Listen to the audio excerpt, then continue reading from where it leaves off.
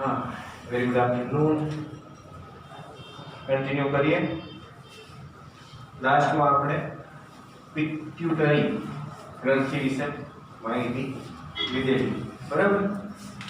એને આપણે થોડીક રિવાઇન્ડ કરીને પછી આગળ ફોરવર્ડ કરીએ, બરાબર ને?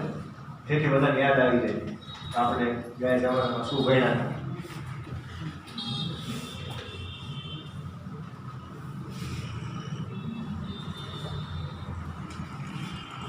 પિટ્યુટરીનું સ્થાન પહેલા તો કઈ જગ્યાએ જોયું તો આપણે સેલા ટર્સિકા નામની વસ્તી ગુહામાં.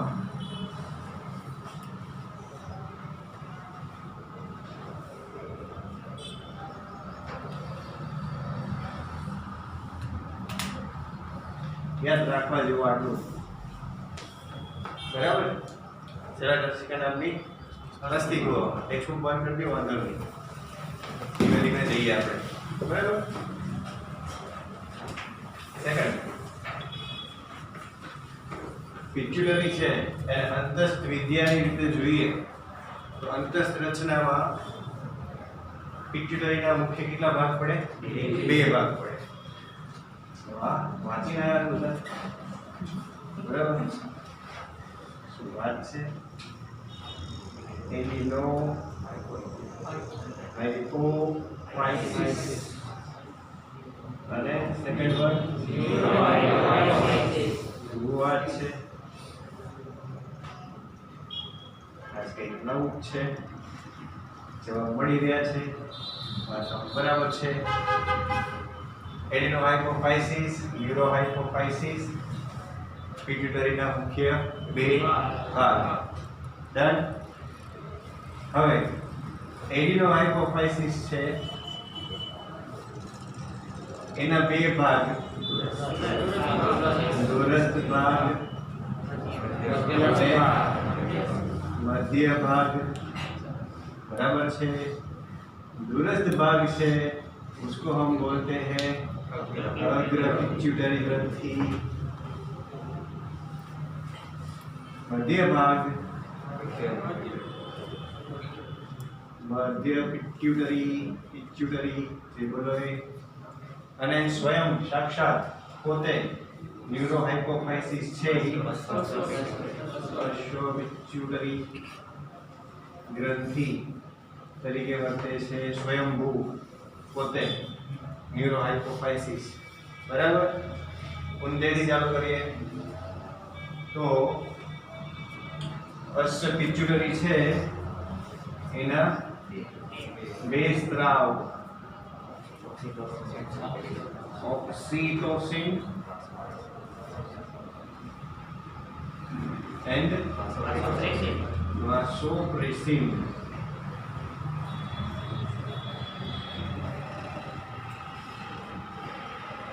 ठीक है, एक बात मध्य पिट्यूटरी है एमएसएच बोले तो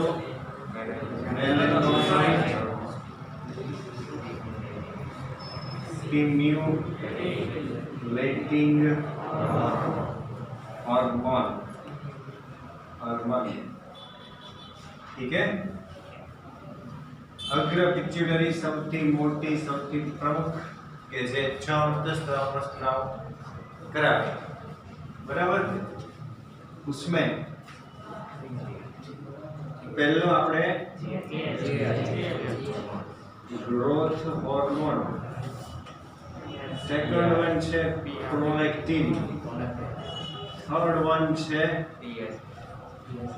thyroid stimulating hormone, fourth one छे एडिनोकोट्रिकोट्रोपिक हार्मोन, फिफ्थ वन छे ल्यूटिनाइजिंग हार्मोन અને સિક્સ્થ વન છે ફોલિકલ સ્ટિમ્યુલેટિંગ હાર્મોન.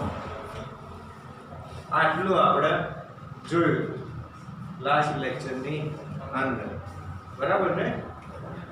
ઓકે, આમાં કોઈને કઈ પ્રશ્ન ખરો અહીંયા સુધીમાં?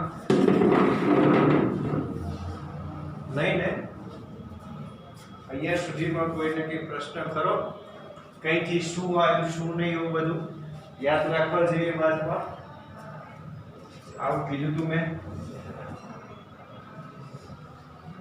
સેલાટોસિકા, બરાબર. અને આ બે નામ યાદ રાખવાના હતા, એડિનો અને ન્યુરોહાઇપોફાઇસિસ. હજી થોડુંક બેકઅપમાં લઈ જવું તો પિટ્યુટરીની ઉપર કોણ આવે? હાઇપોથેલેમસ. બે રીતે એટલે કે અલગ રીતે અગ્ર પિટ્યુટરી સાથે અને અલગ રીતે પશ્ચ પિટ્યુટરી સાથે જોડાયેલો. અગ્ર પિટ્યુટરી સાથે નિવાહિકા તંત્ર વડે જોડાયેલો, પશ્ચ પિટ્યુટરી સાથે ચેતાકોષ એટલે સીધા ચેતાકોષ વડે જોડાયેલો. ડન? ઓકે. અને હાઇપોથેલેમસ કયા બે અંતઃસ્ત્રાવનો સ્ત્રાવ કરે? હાઇપોથેલેમિક અંતઃસ્ત્રાવના નામ કયા? તો કે રિલીઝિંગ હોર્મોન અને IRH એટલે કે અવરોધક હોર્મોન એટલે કે ઇન્હિબિટરી રિલીઝિંગ હોર્મોન. એના એક્ઝામ્પલમાં આવે ગોનેડોટ્રોપિક હોર્મોન અને સોમેટોસ્ટેટિન. બરાબર. હવે ત્યાં જે ગોનેડોટ્રોપિન તમે જોયું હતું એ જ ગોનેડોટ્રોપિન છે એના જ આ બે ભાગ છે. આજનો અધ્યાય હવે શરૂ કરી ધીમે ધીમે. ત્યાં તમે જે ગોનેડોટ્રોપિન જોયું હતું ને GnRH એના જ બે ભાગ એટલે લ્યુટિનાઇઝિંગ હોર્મોન અને ફોલિકલ સ્ટિમ્યુલેટિંગ હોર્મોન. આ બેને આપણે સંયુક્ત રીતે ગોનેડોટ્રોપિક હોર્મોન કહીએ છીએ. ગુડ નાઇટ નથી લખેલું, બરાબર. ગોનેડોટ્રોપિક હોર્મોન કયા કયા? લ્યુટિનાઇઝિંગ અને ફોલિકલ સ્ટિમ્યુલેટિંગ હોર્મોન. ત્યાં આપણે ઉદાહરણ જોયું હતું પાછળ RH લખીને કે આની પાછળ જો RH લાગે એટલે કે જો આને લાયસન્સ મળે રિલીઝ થવાનું તો આ બે અંતઃસ્ત્રાવો છે ક્યાં પડે? રુધિરની અંદર પડી જશે. બરાબર. ત્યારે આપણે એવું જોયું. ઠીક છે. તો હવે આજની વાત કરી પિટ્યુટરી ગ્રંથિના અંતઃસ્ત્રાવો લાઈન ટુ લાઈન જોતા જઈએ બધા. ઠીક છે. પછી મધ્ય પિટ્યુટરી, પછી પશ્ચ પિટ્યુટરી. આ બધા અંતઃસ્ત્રાવો આજે આપણે પૂરા કરી. કાર્ય યાદ રાખવાના. બરાબર. અઘરું નથી, સહેલું છે. First growth hormone. શું થતું હશે આમાં? વૃદ્ધિ થતી હશે. કેવી વૃદ્ધિ? કેવી વૃદ્ધિ? તો કે શારીરિક વૃદ્ધિ. બરાબર. શરીરના કદમાં વધારો થવો. આપણે એમ કહીએ કે હાઈટ બોડીમાં વધારો થવો. કોઈ ચોક્કસ ઉંમર એવી આવે દરેક સજીવની કે જ્યાં એનો વૃદ્ધિ દર છે ને મહત્તમ હોય. જ્યાં એનો વૃદ્ધિ દર કેવો હોય? મહત્તમ હોય. તમારી આ ઉંમર ચાલે છે, લાઈક 16-17 વર્ષથી લઈને 23-24 વર્ષ સુધીના આજે 7-8 વર્ષ રહ્યા, બરાબર. એમાં વૃદ્ધિ દર કેવો હોય? મેક્સિમમ હોય. મેક્સિમમ ગ્રોથ હોર્મોનનો સ્ત્રાવ થતો હોય. એટલે ઘણાને એવું હોય કે સ્કૂલમાં કંઈ શરીર ન હોય પણ કોલેજમાં પછી સરસ મજાનું બોડી બની ગયું હોય, બાહુબલી જેવા થઈ ગયા હોય. બની શકે. ગ્રોથ હોર્મોન જેટલો જલ્દી એક્ટિવેટ થાય એટલો જલ્દી બોડીનો ગ્રોથ થાય, શરીરનો ગ્રોથ થાય. અમુકને નાની ઉંમરે ગ્રોથ ચાલુ થઈ જાય. નાની ઉંમર નાની હોય, 7-8માં ભણતા હોય પણ લાગતા હોય કે 11-12માં ભણે છે. ઘણા છોકરાઓ એવી ડેવલપ થતા હોય. ઘણા છોકરાઓને એવું ડેવલપ થાય કે 12મા ધોરણમાં બેઠા હોય અને તો એવું લાગે કે હજી 9મા-10મામાં છે. એટલે એમાં એમનો વાત નથી. બધું શેના ઉપર ડિપેન્ડ કરે? ગ્રોથ હોર્મોન ઉપર ડિપેન્ડ કરે. અને આ ગ્રોથ હોર્મોન છે એ ક્યારે સક્રિય થશે વ્યક્તિએ કેવું હોય? અલગ. કોઈને વહેલા સક્રિય થઈ જાય તો કોઈને પછી સક્રિય થાય. બરાબર. એના ઉપર શરીરની વૃદ્ધિનો આધાર રહે. ઠીક છે. હવે વાત કરીએ ગ્રોથ હોર્મોન વધી જાય તો શું થાય અને સાવ નીકળે જ નહીં તો શું થાય? જો ગ્રોથ હોર્મોન અતિશય વધી જાય ચોક્કસ ઉંમરે તો મહાકાયતા, વિરાટ કાયતા એવા રોગો થાય. માથું મોટું થઈ જવું. ડેવલપમેન્ટ એટલે પછી તાકાતવાળું ડેવલપમેન્ટ. તમે સમજો, લિમિટ નો રહે પછી માણસ ન લાગે, મોટો જબરો કહેવાય ને, બધું વધી જાય બધી બાજુ. હાઈટ બોડી બધું. એટલે એ આમ સામાન્ય માણસ જેવો ન લાગે, કંઈક અલગ, બધાથી અલગ તરિયા, તો એને મહાકાયિતા કહેવાય. શું કહેશું? મહાકાયિતા. સેમ લાઈક આપણે ખલીની જેમ, યુ નો ખલી, બસ એવા બધા માણસો થાય ખરા? ના થાય ને. 7.5 ફૂટના અને આ બધી બાજુથી પહોળા ચક્કર ને બધું, તો એ બધું શેના ઉપર ડિપેન્ડ છે? ગ્રોથ. ઠીક છે. આ વધે તોની વાત હતી, પણ જો હવે ગ્રોથ હોર્મોન છે એનો સ્ત્રાવ ન થાય તો શું થાય?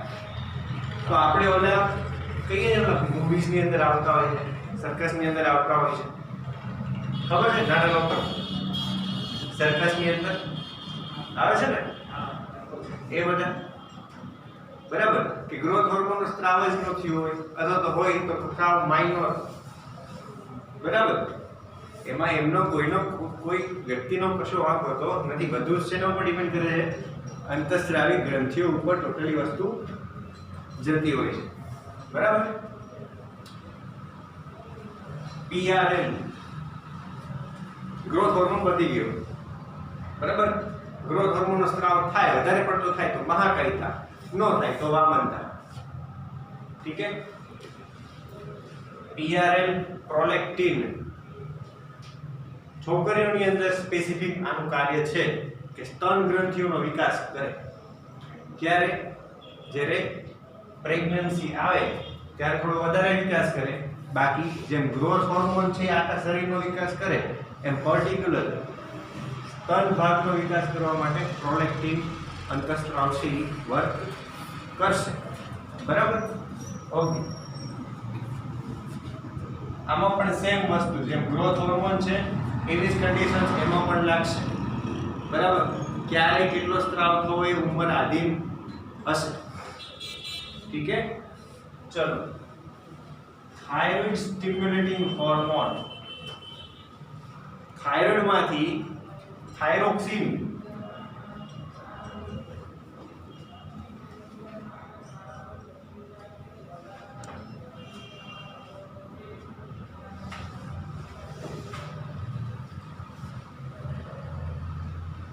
નો સ્ત્રાવ કરે, બરાબર? કે જે શરીરમાં ઇલેક્ટ્રોલાઇટ્સ એટલે કે આયનિક બેલેન્સ છે એ જાળવવાનું કામ કરે. ધન આયન, ઋણ આયન, બરાબર? લોહીમાં કેટલા છે? તમે લોહીનો રિપોર્ટ કરાવો ને એટલે ઇલેક્ટ્રોલાઇટ્સનું પ્રમાણ આવે. જો બ્લડ ઇન્ડેક્સમાં જોવો ને તો આપણે ખાલી બ્લડ સેલ જ ન જોવે, બીજા બધા સેલ પણ ની અંદર આપેલા હોય, એમાં ઇલેક્ટ્રોલાઇટ્સ ને બધું હોય, બરાબર? એના પ્રમાણ ઉપરથી નથી કહેતા મને થાઇરોઇડની તકલીફ છે, આમ છે, તેમ છે, બરાબર? શેના લીધે થાય? આયોડિનની ઉણપના લીધે થાય ને, ખબર છે? ગોઈટર કે લાંબા ગાળા સુધી જો આયોડિન ન મળે તો આયોડિનના લીધે થાઇરોઇડ ગ્રંથિ છે એ નિષ્ક્રિય પડે. આયોડિનના અભાવને લીધે કઈ ગ્રંથિ નિષ્ક્રિય પડે? થાઇરોઇડ ગ્રંથિ. અને નિષ્ક્રિય પડેલી વસ્તુ છે ને સોજાય છે. અને થાઇરોઇડ હોય અહીંયા એક્ઝેક્ટ આપણે પેલા જે બતાવી દીધું, આ ભાગમાં સોજો આવે એને આપણે શું કહીએ છીએ? ગોઈટર. હવે એવું નથી કે વધારે પડતું મીઠું ખાવાથી થાઇરોઇડની તકલીફ ન થાય, એવું નહીં. વધારે પડતું મીઠું ખાઓ તોય પ્રોબ્લેમ, સાવ ન ખાઓ તોય પ્રોબ્લેમ. કેમ? તો કે વધારે પડતો એક્ટિવેટ પણ ન થવો જોઈએ અને નિષ્ક્રિય પણ ન થવો જોઈએ. તમારા માટે કદાચ નામ નવા હશે, હાઇપરથાઇરોઇડિઝમ અને હાઇપોથાઇરોઇડિઝમ. હાઇપોથાઇરોઇડિઝમ અને હાઇપરથાઇરોઇડિઝમ. વધારે પડતું સક્રિય થઈ જાય તો હાઇપરથાઇરોઇડિઝમ કહેવાય, અને સાવ બંધ થઈ જાય, છોજવાઈ જાય તો હાઇપોથાઇરોઇડિઝમ, બરાબર? ચલો, એડિનોકોર્ટિકોટ્રોપિક હોર્મોન શેનો સ્ત્રાવ કરે? તો કે ગ્લુકોકોર્ટિકોઇડ પ્રકાર છે જેવા સ્ટીરોઇડ અંતઃસ્ત્રાવ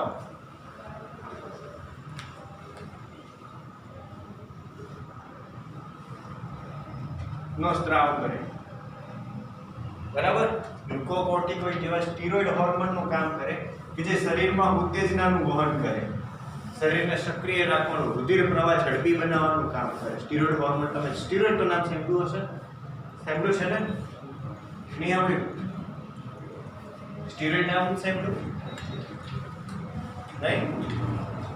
કેમિકલ ક્લાસ તમે ઘણા લોકો વિચારતા હોય કે ભાઈ ન્યૂઝપેપરમાં તમે એવું વાંચ્યું છે કે ઘણા ખેલાડીઓ ડોપિંગ ટેસ્ટમાં પકડાય એવું સ્પોર્ટ્સની અંદર? નહીં ખબર? કઈ વાંધો નહીં. હવે જો ઘણા ખેલાડીઓ શું કરે, પ્લેયર્સ સ્ટીરોઇડ હોર્મોન્સ શરીરમાં લઈને ઇન્જેક્શન્સ લે, જેને આપણે સાદી ભાષામાં ડ્રગ્સ કહીએ. શું કહીએ? ડ્રગ્સ કહીએ. Drugs in the kind of steroid, બરાબર, કે જે શરીરમાં ઉત્તેજનાનું વહન કરે. એટલે માણસને આમ કહેવાય કે ઝડપી કામ કરવા માટે પ્રેરે. એના શરીરની અંદર રુધિર પ્રવાહ છે એ ખૂબ જ ઝડપી બનાવી દે, ઓક્સિજનનું વહન ખૂબ જ ઝડપી બનાવી દે. એટલે સામાન્ય માણસ કરતા સ્ટીરોઇડ લીધેલ માણસથી થોડું વધારે કાર્યક્ષમ હોય, કહેવાનો મતલબ. એટલે પ્લેયર શું કામ લે આને ગેમ દરમિયાન? તો કે ગેમ દરમિયાન એમનું પરફોર્મન્સ ઊંચું રહે, એ લોકો થાકે નહીં, બરાબર, અને મેક્સિમમ પરફોર્મન્સ આઉટપુટ આપી શકે. એના માટે આના ઇન્જેક્શન્સ લેતા હોય. એટલા માટે નેશનલ ડોપિંગ એજન્સી છે એણે નિયમ કરી નાખ્યા છે હવે તો. ક્રિકેટ હોય, ટેનિસ હોય કે પછી ઓલિમ્પિક હોય, કોઈ પણ ગેમમાં ગમે ત્યારે એ લોકો ડોપિંગ ટેસ્ટ કરે અને બ્લડની અંદર જો આવા સ્ટીરોઇડના સેમ્પલ મળે તો એ પ્લેયર ઉપર પ્રતિબંધ લાગી જાય. ઘણા બધા મોટા મોટા ઓલિમ્પિકના પ્લેયર છે એમના ઉપર આના વડે પ્રતિબંધ લાગેલો છે. સમજાય ને શું કામ પ્રતિબંધ લાગ્યો હોય? કેમ કે સામાન્ય વ્યક્તિમાં નેચરલ હોય, બરાબર છે, પણ બહારથી જો સ્ટીરોઇડ લેવામાં આવે તો એ માણસ થોડો વધારે કાર્યક્ષમ રીતે કામ કરે, તાકાતની રીતે કામ કરે. તો દોડવાનું હોય તો સ્ટીરોઇડ લીધેલો વ્યક્તિ દોડ જ કરે. એક વાત છે, બરાબર, કે જ્યારે ઇન્જેક્શન લીધું એટલે એના શરીરમાં એટલી સ્ફૂર્તિ હશે કે એટલો તાકાતથી કામ કરે. એવું ન થાય, દુરુપયોગ ન થાય, એટલા માટે એને પ્રતિબંધ કરી દેવામાં આવ્યું. સારા કામમાં ક્યાં વપરાય? શરીરમાં ક્યાંય પણ રુધિરની ગાંઠ હોય, બધા જ હાર્ટ ડિસીઝની અંદર દવા આની બને. દરેક હાર્ટ ડિસીઝ છે, રુધિરના રોગો છે, રુધિર જામી જવાનું, હેમરેજ કે બધામાં દવા આની બને. શા માટે? તો કે રુધિર પ્રવાહને કેવો બનાવે? ઝડપી બનાવે. હૃદયને કોની જરૂર હોય? બ્લડ ફ્લોની જરૂર હોય ને, ઓક્સિજનની, બ્લડ ફ્લોની. લાઈક કોઈ જગ્યાએ વેઇન બ્લોક થઈ ગઈ છે, બરાબર, તો એને ખોલવી છે તો પ્રવાહ ઝડપી બનાવવો પડશે ને મારે, ચાન્સીસ વધારવા માટે, કે નહીં? નોર્મલ ફ્લોમાં એ વેઇન ખુલતી ન હોય તો હું શું કરીશ? ફ્લોને ઝડપી બનાવીશ. એના માટે આના ઇન્જેક્શન્સ ને બધું લેવું પડે. હાર્ટ એટેક આવેલા વ્યક્તિઓ તાત્કાલિક સારવાર માટે ભલે થોડું નુકસાન કરે છે, બરાબર, લાંબા ગાળે, પણ આપણે જીવથી મોટું કંઈ છે નહીં. એટલે આનો દવા તરીકે પણ ઉપયોગ થાય. હું તમને આ પર્ટિક્યુલર આ વસ્તુ સમજાવું છું. એસીટીએચ તો બધી ગયું ક્યાંનું, આ શબ્દ ઉપર સમજાવું છું કે સ્ટીરોઇડ્સ છે શું. એનો જ એક ક્લાસ ગ્લુકોકોર્ટિકોઇડ્સ છે, બરાબર. લ્યુટેનાઇઝિંગ હોર્મોન અને ફોલિકલ સ્ટિમ્યુલેટિંગ હોર્મોન. એમાં પહેલો સમજીએ લ્યુટેનાઇઝિંગ હોર્મોન. એટલે લ્યુટેનાઇઝિંગ હોર્મોન છે, બરાબર, કે નર એટલે કે છોકરા અને છોકરી બંનેમાં અલગ અલગ કાર્ય માટે જાણીતો છે. નરની અંદર જનનપિંડ સંબંધી કાર્ય કરે. જનનપિંડ એટલે કયું? નરમાં આવે શુક્રપિંડ આવે. શુક્રપિંડ સંબંધી કાર્યમાં શુક્રપિંડનું કામ શું છે? તો શુક્રકોષ ઉત્પન્ન કરે.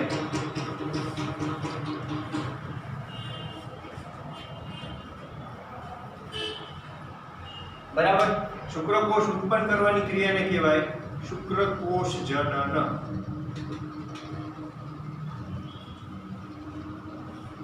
શુક્રકોષ ઉત્પન્ન કરવાની ક્રિયાને શું કહેશું? શુક્રકોષ જનન. જનન એટલે ઉત્પાદન કરવું. કોણ કરે છે આપણા શરીરમાં? શુક્રપિંડ. બરાબર. તો આ શુક્રકોષ જનનની ક્રિયા સાથે સંકળાયેલ અંતઃસ્રાવ કયો? લ્યુટેનાઇઝિંગ હોર્મોન. નરની અંદર. માદાની અંદર પણ જનનપિંડ સંબંધિત એટલે કોને રિલેટેડ થશે? અંડપિંડ. અંડપિંડ છે એ અંડકોષ ના નિર્માણ સાથે સંકળાયેલું હોય. બીજું, અંડપુટિકાઓ ના વ્યવસ્થાપન માં પણ લ્યુટેનાઇઝિંગ હોર્મોન છે એ વપરાય. અંડપુટિકાઓ શું છે? આઈડિયા છે? નહીં. જો સ્ત્રીની અંદર જે અંડપિંડ હોય ને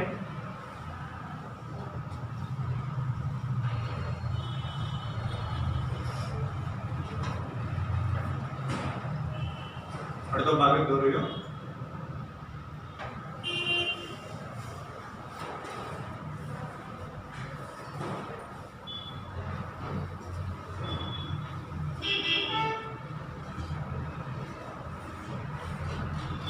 ભણીને આવ્યા છે 15મું ચેપ્ટર પ્રોલ્લાસ.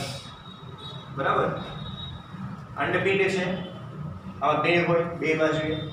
દરેક અંડપિંડની અંદર હજારોની સંખ્યામાં અંડપુટિકાઓ હોય. હજારોની સંખ્યામાં અંડપુટિકાઓ હશે કે જે અપરિપક્વ હશે.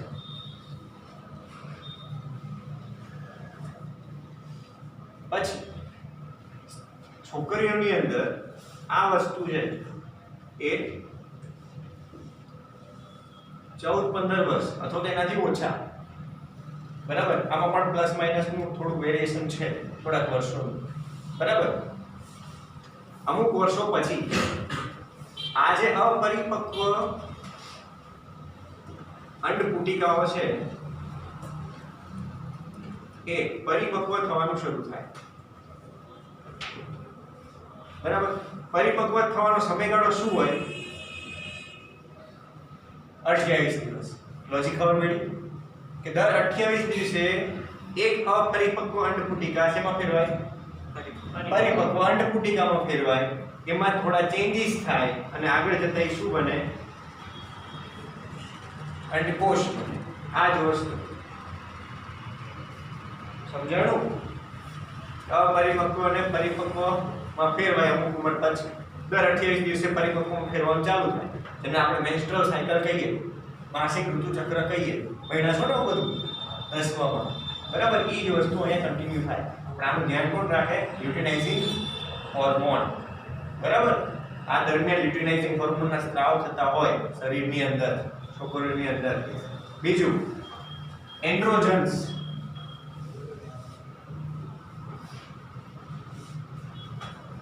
આ બેને સંયુક્ત રીતે શું કહીએ છીએ?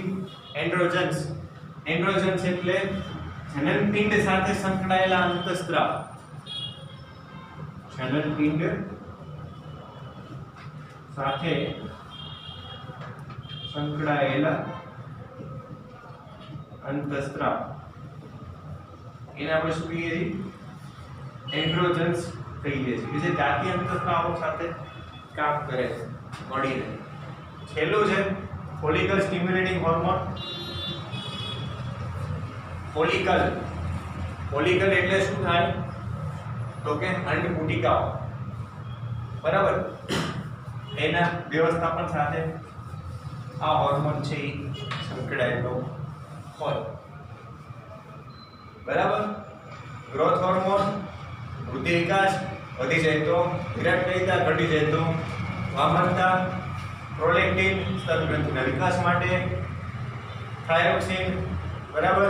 થાઇરોઇડ, એસીટીએચ ગ્લુકોકોર્ટિકોઇડ સ્ટીરોઇડ હોર્મોન, એલએચ લ્યુટેનાઇઝિંગમાં નર માદામાં જનનપિંડ સાથે સંકળાયેલ એન્ડ્રોજન્સ, શુક્રપિંડમાં શુક્રકોષ જનન સાથે સંકળાયેલ, અંડપિંડમાં અંડકોષનું નિર્માણ, અંડપુટિકાનું વ્યવસ્થાપન, અપરિપક્વમાંથી પરિપક્વ બને, દર 28 દિવસે સાયકલ ચલાવે, વાત પૂરી થઈ જાય. કોર્પસ લ્યુટિયમની બધા જે તબક્કાઓ છે એ સ્ટેજના નામ છે. કોર્પસ લ્યુટિયમ ને ગ્રાફિયન પુટિકાની. બરાબર. એના વ્યવસ્થાપન સાથે ગ્રાફિયન પુટિકા માટે આ FSH છે. Follicle stimulating hormone. ठीक है, जो टेक्स्ट बुक खोलो પછી આપણે આગળ વાત કરીએ।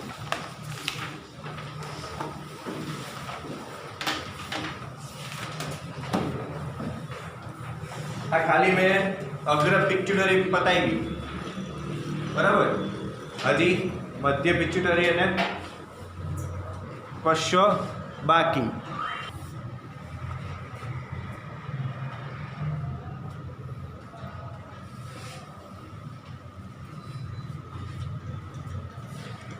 चलो कंटिन्यू करिए। माहिती है बोर्ड पर ये जरा જોઈ લેવી, કદાચ ફોકસિંગ માં પ્રોબ્લેમ હોય વિડિયો વાળા જે સ્ટુડન્ટ્સ છે એ લોકો માટે, બરાબર, કે અહીંયા હવે કદાચ ફોકસ થયું હોય તો બધી માહિતી લખી લેવી, વિડિયોને ઘડીકે સ્ટોપ કરીને તમારે કોઈને માહિતી ઘરેથી લખવી હોય તો અત્યારે ધ્યાન કેવું કે ભાઈ થોડું બ્લર વિઝન જેવું હશે, અત્યારે ક્લિયર થઈ ગયું છે પોઈન્ટ બી, બરાબર ને? ઓકે, તો જઈએ આગળ।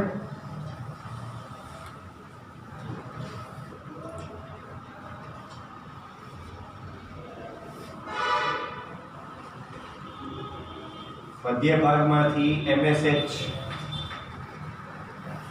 મેલેનોસાઇટ સ્ટિમ્યુલેટિંગ હોર્મોન નો સ્ત્રાવ થાય। શું છે મેલેનોસાઇટ સ્ટિમ્યુલેટિંગ હોર્મોન? મેલેનિન રંગકણ સાથે સંકળાયેલ અંતઃસ્ત્રાવ।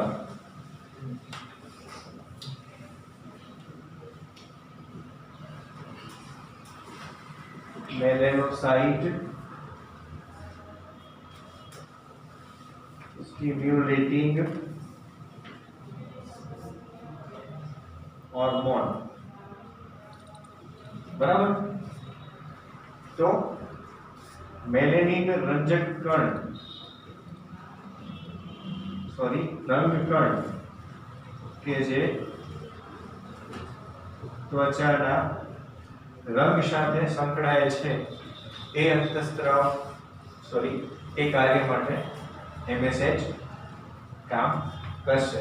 કાલે આપણે એની થિયરી સમજાવી, બરાબર, કેવી રીતે આબોહવાકીય પરિબળ એ બધું એમાં ઇન્ક્લુડ થશે, બરાબર। ચલો નેક્સ્ટ, પશ્ચ પિટ્યુટરી यानी कि न्यूरो हाइपोफाइसिस माथी केवी रीते कार्य करवा थाय। न्यूरो हाइपोफाइसिस बोलिए तो पश्च पिट्यूटरी ग्रंथि, ओके, मुख्य बे स्त्राव करे,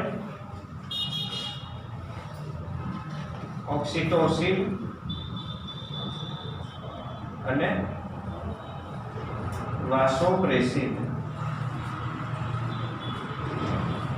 ठीक है, डन। ऑक्सीटोसिन स्नायुનું સંકોચન શિથિલન મેનેજ કરશે અને વાસોપ્રેસિન છે એ મૂત્રપિંડ સાથે સંકળાયેલ છે। મૂત્રપિંડ સાથે સંકળાયેલ ઇન ધ સેન્સ એના કાર્ય સાથે સંકળાયેલ। તમારા ધોરણ 10 ની અંદર આવતું હતું ઉત્સર્ગ એકમ બાહુમયની કોથળી વાળો, એમાં તમને ખબર હોય કે દૂરસ્થ ભાગમાંથી પુનઃ શોષણ થતું હતું હેલેના પાસમાં, યાદ છે? હેલેના પાસમાંથી પુનઃ શોષણ થતું હતું એવું બધું। તો એ હેલેના પાસમાંથી જે પાણી અને જે આયનોનું પુનઃ શોષણ થતું હતું એ કરાવવા માટે કોણ રિસ્પોન્સિબલ છે? વાસોપ્રેસિન, એટલે કે પાણીના પુનઃ શોષણ સાથે સંકળાયેલ। ઇન કેસ જો વાસોપ્રેસિન સરખું કાર્ય ન કરે તો કિડની પણ સરખું કાર્ય नहीं करे। कहવાનો मतलब मूत्रपिंड એટલે કે કિડની એ પાણી પુનઃશોષિત કરવાની ક્ષમતા ટોટલી ડિપેન્ડ કરે આના સ્ત્રાવ ઉપર, વાસોપ્રેસિન ઉપર, બરાબર. અને એટલા માટે વાસોપ્રેસિનને આપણે એન્ટી ડાયુરેટિક હોર્મોન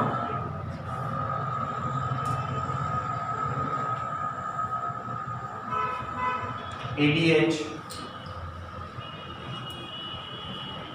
કહીએ છીએ, એન્ટી ડાયુરેટિક હોર્મોન કહીએ છીએ. ઓક્સિટોસિન સ્ત્રીની અંદર આપણે વાત કરી હતી કે પ્રેગ્નન્સી માટે જરૂરી, બરાબર, કયો ઓક્સિટોસિન. અને જો બોડીની અંદર ઓછો હોય તો પછી આના ઇન્જેક્શન્સ પણ આપવામાં આવતા હોય છે, જેથી કરીને ગર્ભાશય છે એ પ્રોપર ખુલે, બરાબર. ગર્ભાશયના સ્નાયુઓ સંકોચન શિથિલન યોગ્ય રીતે પામે અને બાળક છે એ નોર્મલી બહાર આવી જાય ઓપરેશન વગર. આપણે સિઝેરિયન એવું તમે નામ સાંભળ્યું હોય, બરાબર, કે ઓપરેટ કરીને પછી બાળકને બહાર કાઢવું. ક્યારે એ કરવું પડે? જ્યારે લેવલ ઓછું હોય ત્યારે, જ્યારે પૂરતું સ્નાયુનું સંકોચન શિથિલન ન થતું હોય ત્યારે આપણે સિઝેરિયન તરફ ડોક્ટર્સ લોકો આગળ વધતા હોય. નોર્મલ કેસીસની અંદર આનો સ્ત્રાવ કેવો હોય? વધારે હોય. અને પ્રેગ્નન્સી દરમિયાન એના સ્ત્રાવમાં વધઘટ થતી જોવા મળતી હોય, બરાબર છે. એટલે લખીએ છીએ અહીંયા ગર્ભાશયના સ્નાયુ સાથે સંકળાયેલ, અથવા તો એવું પણ કહેવાય કે પ્રસૂતિ સાથે સંકળાયેલ, ગુજરાતીમાં કહીએ તો પ્રસૂતિ અંતઃસ્ત્રાવ પણ કહેવાય. કયો? ઓક્સિટોસિન, બરાબર છે. આ હતું પશ્ચ પિટ્યુટરી. એની અંદર વાંચવામાં જો કે રહી જતું હોય તો પહેલા તો આપણે ઓક્સિટોસિન આપણા શરીરના લીસા સ્નાયુ એટલે કે અરેખિત સ્નાયુ. હવે સ્નાયુઓ છે એ ત્રણ પ્રકારના હોય: રેખિત સ્નાયુ, અરેખિત સ્નાયુ અને ત્રીજા છે રદ સ્નાયુ. તમારા વિશે ધોરણ 9 માં ભણ્યા હતા કે રદ સ્નાયુ ક્યારે શ્રમિક થતા નથી, થાકતા નથી, એવું કે ભણ્યા હતા? 11 માં આવે છે, બરાબર. ઓલું કંકાતંત્ર વાળું ચેપ્ટર ભણ્યા, બરાબર. ચલો, એ જ વસ્તુ ના સ્નાયુના સંકોચનને ઉત્તેજિત કરે અને માતામાં ગર્ભાશયનો બાળ પ્રસવની ક્રિયાને વખતે ઝડપી સંકોચન પ્રેરે છે તથા સ્તન ગ્રંથિમાંથી દૂધનો સ્ત્રાવ કરે. પ્રસૂતિ અંતઃસ્ત્રાવ છે એમાં એડ કરી દઈએ. સ્તન ગ્રંથિમાંથી દૂધનો સ્ત્રાવ પ્રેરે, બરાબર. વાસોપ્રેસિન મુખ્યત્વે મૂત્રપિંડ પર અસર કરે, પાણી તથા ઇલેક્ટ્રોલાઇટ. ઇલેક્ટ્રોલાઇટ્સ એટલે આયનો, બરાબર. આયનિક બેલેન્સ જાળવવા માટે ધન અને ઋણ વીજભારના જે આપણા બોડીની અંદર કરતા હોય એનું મૂત્રપિંડ નલિકાના દૂરસ્થ ગુચલામય નલિકા દ્વારા પુનઃશોષણને ઉત્તેજે. દૂરસ્થ ગુચલામય ભાગ તમને ખબર છે, ઉત્સર્ગી એકમ તમે આંગળથી દોરતા હતા ધોરણ 10 માં, રાઈટ, આવી હતી.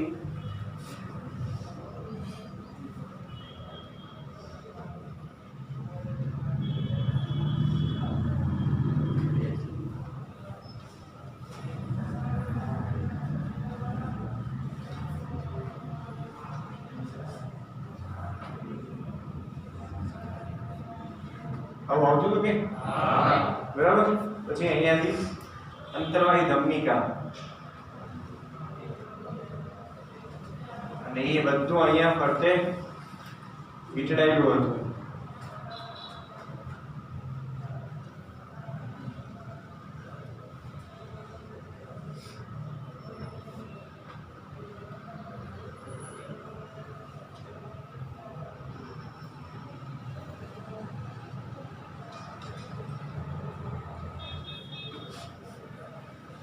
ઓકે, અહીંયા પુનઃશોષણ થતું હતું, બરાબર. અહીંયા આને દૂરસ્થ ભાગ કે એટલે આવડો અગ્રસ્થ ગુચલામય ભાગ, આ દૂરસ્થ અને આ હેન્ડલેનો પાસ. પાણીનું એનું પુનઃશોષણ આટલામાં થતું હતું, ખબર તમને? ઓકે, તમને ખાલી મેં એક યાદ દેવડાવી. આ રીતે મૂત્ર દ્વારા પાણીની ઘટને ઓછી કરી શકાય છે. તેથી તેને એન્ટી ડાયુરેટિક હોર્મોન EDH પણ કહે છે. EDH ના સંશ્લેષણને સ્ત્રાવ ઉણપને પરિણામે મૂત્રપિંડની પાણી સંગ્રહ કરવાની ક્ષમતામાં ઘટાડો થાય, જેને લીધે પાણીના વ્યય અને નિર્જલીકરણ તરફ દોરી જવાય છે. આવી સ્થિતિને શું કહેવાય? ડાયાબિટીસ ઇન્સિપિડસ. એક રોગ આવ્યો છે ત્યાં,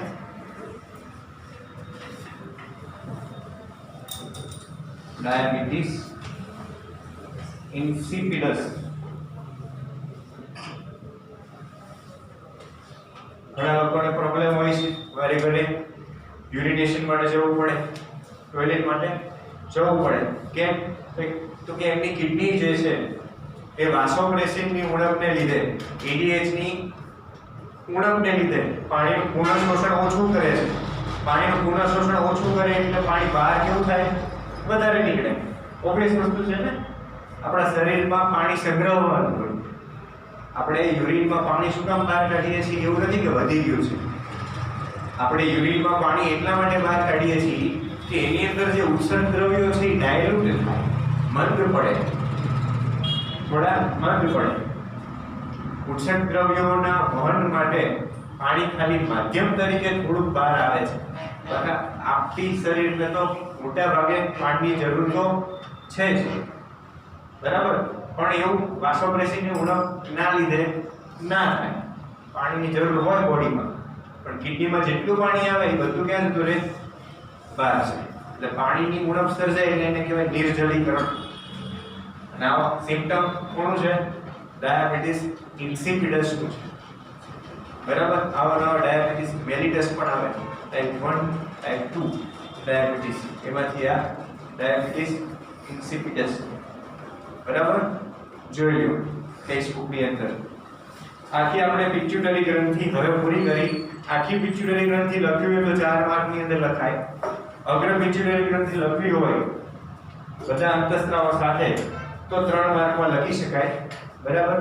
મધ્ય પિટ્યુટરીનું કોઈ એવું છે નહીં અભિમાન. 1 માર્કમાં પૂછાય કે ભાઈ MSH નું કાર્ય જણાવો, મેલડી બ્રહ્મકણની. અને પશ્ચિમ પિટ્યુટરી ગ્રંથિ છે એ 2 માર્ક માટે તમારે પ્રિપેર કરવાની. કટકામાં મેં તમને કીધું, જો આખો ક્વેશ્ચન હોય તો 4 માર્ક ઉપરથી લઈને છેલ્લે સુધી, બરાબર. અગ્ર પિટ્યુટરી પૂછાય તો 3 માર્ક.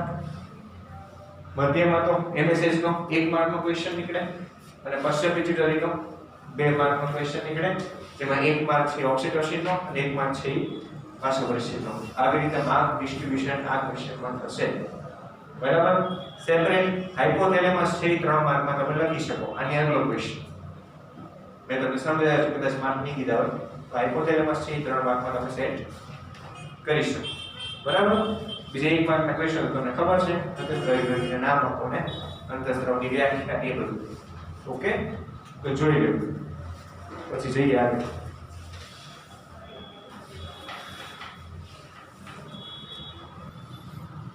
ચલો આગળ વાત કરીએ. થોડી ક્વિક રિવિઝન મારી દઈએ આજે જેટલો ચાલ્યો એટલાનો, બરાબર. એમ કરીને આજે આપણો આજનો અધ્યાય છે પૂરો કરી, આજની કથા પૂરી કરી, બરાબર. તો આપણી વાત કરી દો. મારી જોડે ખાલી શાંતિથી ફોકસ કરો, બરાબર. લાઈક પિચ્યુટરી પહેલેથી રિપીટ કરું આખી. તો પિચ્યુટરીની અંદર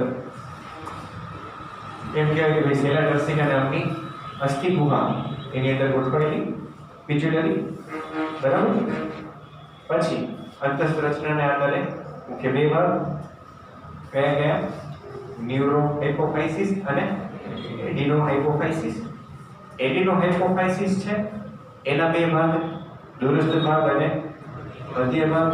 દૂરસ્થ ભાગ બોલે તો અગ્ર પિચ્યુટરી, બરાબર. અને મધ્ય ભાગ બોલે તો મધ્ય પિચ્યુટરી MSH માટે, બરાબર. ન્યુરો હાઇપોફાઇસિસ સ્વયં પોતે કોણ? પશ્ચિમ પિચ્યુટરી. આટલું ક્લિયર થઈ ગયું છે ને? ઓકે. આગળ અગ્ર પિચ્યુટરીના અંતઃસ્ત્રાવ. તો પહેલો ગ્રોથ હોર્મોન સમજતા છીએ. વૃદ્ધિ વિકાસ માટે રિસ્પોન્સિબલ, બરાબર. વધારે પડતી વૃદ્ધિ થઈ જાય તો વિરાટ કહેતા, સાવ ન થાય તો મામલતદાર, બરાબર. અને બધા જો વધારે પડતા સ્વરૂપીય પરિવર્તન આવી જાય તો એક્રોમિગેલી, બરાબર ને. સ્વરૂપીય પરિવર્તન ટર્મિનોલોજી યાદ રાખજો, એક્રોમિગેલી વાળી, બરાબર. જેના કારણે અસમયનું મૃત્યુ પણ થઈ શકે જો ખબર ના પડે કે શરીરમાં ચેન્જીસ થઈ રહ્યા છે તો, બરાબર. બીજું આપણે સેકન્ડ અંતઃસ્ત્રાવ લઈએ, પ્રોલેક્ટિન PRL, કે જે છોકરીની અંદર સ્તન ગ્રંથિનો વિકાસ અને દૂધના સ્ત્રાવને પ્રેરે પ્રેગ્નન્સી દરમિયાન, બરાબર. એવો બીજો પ્રેગ્નન્સી માટેનો અંતઃસ્ત્રાવ જોડે લઈ લો, ઓક્સિટોસિન, બરાબર. કે જે ગર્ભાશયના સ્નાયુનું સંકોચન પ્રેરીને બાળ પ્રસવ એટલે બાળકની જે ડિલિવરી છે એને કેવી બનાવે, આસાન બનાવે, બરાબર. આ સિવાય દૂધના સ્ત્રાવ સ્તનગ્રંથિનો વિકાસ એની સાથે પણ એ સંકળાયેલો છે, બરાબર. એટલે પ્રેગ્નન્સી સાથે સંકળાયેલા બે અંતઃસ્ત્રાવ પૂરા કયા, પ્રોલેક્ટિન અને ઓક્સિટોસિન. હવે પાછા અગ્ર પિટ્યુટરીમાં આવી જાય. અગ્ર પિટ્યુટરીમાં next TSH, thyroid stimulating hormone, બરાબર. કે જે થાઇરોઇડ ગ્રંથિના અંતઃસ્ત્રાવનું સ્ત્રાવ અને નિયમન કરશે. એમાં કયો આવે, થાઇરોક્સિન, બરાબર. ACTH, એડિનોકોર્ટિકોટ્રોપિક હોર્મોન, કે જે ગ્લુકોકોર્ટિકોઇડ નામના અંતઃસ્ત્રાવનો સ્ત્રાવ કરે અને એનું નિયમન કરે. કેવો છે અંતઃસ્ત્રાવ, તો કે સ્ટીરોઇડ પ્રકારનો છે. ક્યાંથી નીકળે છે, તો કે એડ્રિનલ બાહ્યકમાંથી. એડ્રિનલ બાહ્યક ક્યાં છે, તો કે કિડનીની ઉપર. ક્લિયર? ચલો નેક્સ્ટ, લ્યુટિનાઇઝિંગ હોર્મોન, નર અને માદામાં જનનપિંડના કાર્ય સાથે સંકળાયેલો. બેમાં જનનપિંડ, શુક્રપિંડ અને અંડપિંડ કહેવાય. શુક્રપિંડમાં કામ શું થાય, શુક્રકોષ બને. શુક્રકોષ જનનની ક્રિયા સાથે સંકળાયેલો, પ્લસ એન્ડ્રોજન્સ એટલે કે જાતીય અંતઃસ્ત્રાવોના સ્ત્રાવ સાથે પણ સંકળાયેલો. જાતીય અંતઃસ્ત્રાવ એટલે કે ટેસ્ટોસ્ટેરોન, એ બધા નામ સાંભળેલા ને, ટેસ્ટોસ્ટેરોન એની સાથે સંકળાયેલા, બરાબર છે. પછી ફિમેલની અંદર અંડપિંડના કાર્ય સાથે સંકળાયેલો એટલે અંડપુટિકાના પરિપક્વતા, અંડકોષનું નિર્માણ, અંડકોષનું છૂટું પડવું એટલે અંડપાતની ક્રિયા, આવી બધી ક્રિયા સાથે સંકળાયેલો કયો, લ્યુટિનાઇઝિંગ હોર્મોન. પછી આવે ફોલિકલ સ્ટિમ્યુલેટિંગ હોર્મોન, કે જે સ્ત્રીની અંદર ફોલિકલ, બરાબર, એટલે ગ્રાફિયન પુટિકાથી લઈને કાર્પસ લ્યુટિયમ, કે જે અંડકોષ નીકળી જાય કોષમાંથી પછી જેનું કવર રહેશે એને આપણે શું કહીએ છીએ, કાર્પસ લ્યુટિયમ કહીએ છીએ. એના સાથે સંકળાયેલો અંતઃસ્ત્રાવ કયો, ફોલિકલ સ્ટિમ્યુલેટિંગ હોર્મોન. પછી મેલેનોસાઇટ સ્ટિમ્યુલેટિંગ હોર્મોન, બરાબર. મેલેનિન રંગકણ ત્વચાના રંગ સાથે સંકળાયેલું. લાસ્ટમાં વાસોપ્રેસિન, પશ્ચિમ પિટ્યુટરીનો ઓક્સિટોસિન તો જોયો, બીજો કયો બાકી રહ્યો, વાસોપ્રેસિન, કે જે એન્ટી ડાયુરેટિક હોર્મોન ADH તરીકે પણ વપરાય, ઓળખાય. કાર્ય શું, તો કે કિડની સાથે સંકળાયેલો છે. કિડનીમાં શું કામ કરે, તો કે કિડનીમાં પાણીનું પુનઃશોષણ કરે, જોડે જોડે ઇલેક્ટ્રોલાઇટ્સનું પુનઃશોષણ પણ પ્રેરે, જેથી કરીને શરીરમાં પાણીનો અભાવ ઉત્પન્ન થાય નહીં.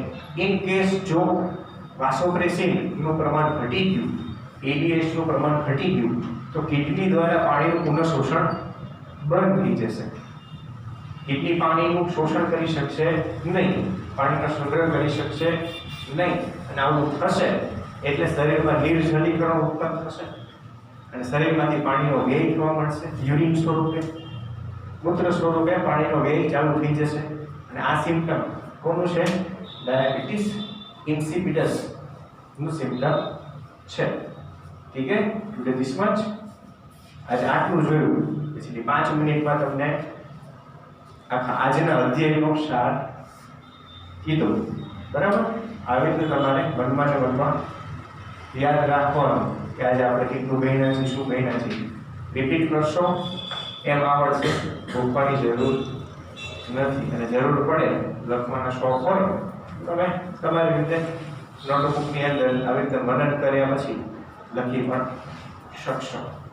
ઓકે, જોઈ લો ચોપડી ફરી તમે એ રહી જતો હોય તો